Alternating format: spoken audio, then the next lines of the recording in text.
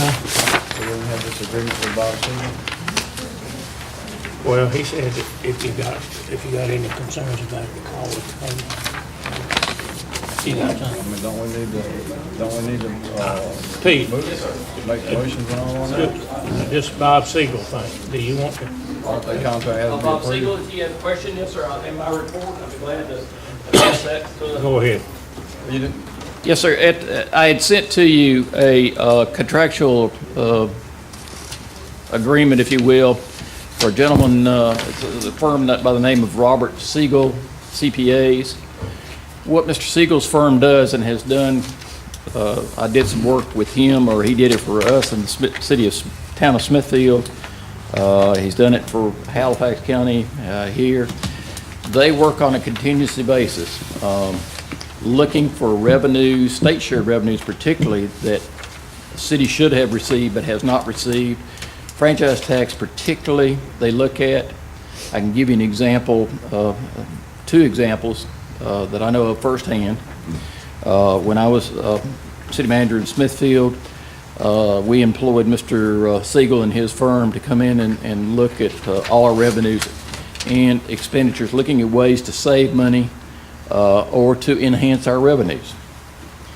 Things that we didn't have staff time to present and or to really delve into the detailed, didn't really know where to go at the state level to look for some of those things.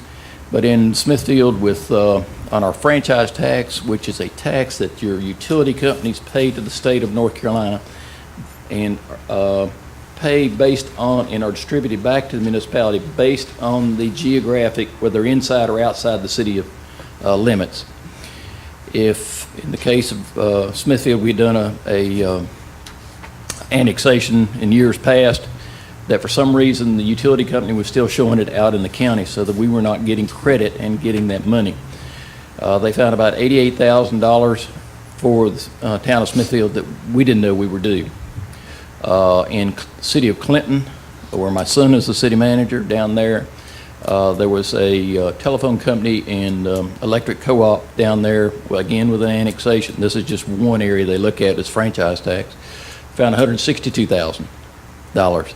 Again, that will now be on, that was a one-time payment, but from then on, there in Smithfield's franchise tax, each quarter that it is distributed to you will be increased by an incremental amount. It's the one time for the back payment for that should have been paid, but also then going forward on a smaller amount, but because that now is in the tax base, if you will, the cities will get a portion of that. Mr. Siegel works, like I say, on a contingency basis. It sounds kind of high when you think about it, but it's revenues or expenses that will be able to be cut and it's at the town or city's option to implement or not implement and go after these revenues or cut these expenses. But he gets 50% of that initial amount. In our case in Smithfield, it was 50% of the $88,000, one-time payment there. And then he gets 50% of the incremental amount that you're, because of the newfound revenue, just not on everything, but just on that small incremental amount that's now coming to you that you would not have seen over 8 quarterly payments, 2-year period. He gets 50% of that. The town gets, after that period expires, it's 100% the city's money, and it helps build that revenue. Again, it just takes detail, it takes CPAs to go into it, and if they don't find anything, we don't pay them anything. If we don't implement any of the cost savings measures where they look at telephone bills, the telephone plans, cell phone plans, things of that nature that we're under, electric utility rates, if we do not implement or make any of those changes, we owe him nothing. We have to implement and there has to be savings before he gets paid. Pete, do you know, did Halifax, the county of Halifax use these services, correct? Yes, sir. Did they pay the same fee, 50%? Yes, sir. It's a constant, all the contracts are the same. Yes, sir. And they have actually, he told me the other day when I called him to verify some, what if we don't implement some of those cost-cutting measures. We still have to pay you even though we do not implement, and he very clearly, and I think I attached that memo, don't pay unless it's implemented. But he told me they had just re-entered into a contract for sales tax, auditing, if you will, for Halifax County. And evidently, they've used them for some time, from what I can understand from Melinda and some of the background she's checked on with, just in Halifax County. Has the city attorney reviewed the contract? No, sir, he has not. He's been out on Yeah, vacation. I'd like for him to review it before anything's signed. Okay, be fine.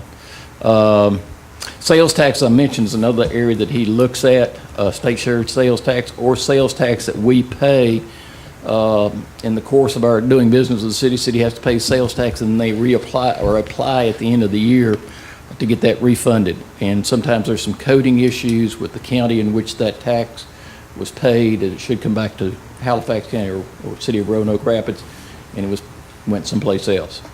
And I know in our case in Smithfield, I think he found like $20,000, $30,000 there for us.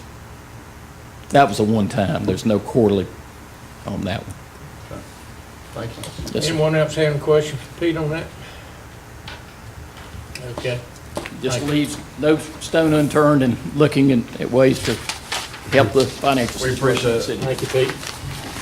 Okay. Thank y'all for coming. You know,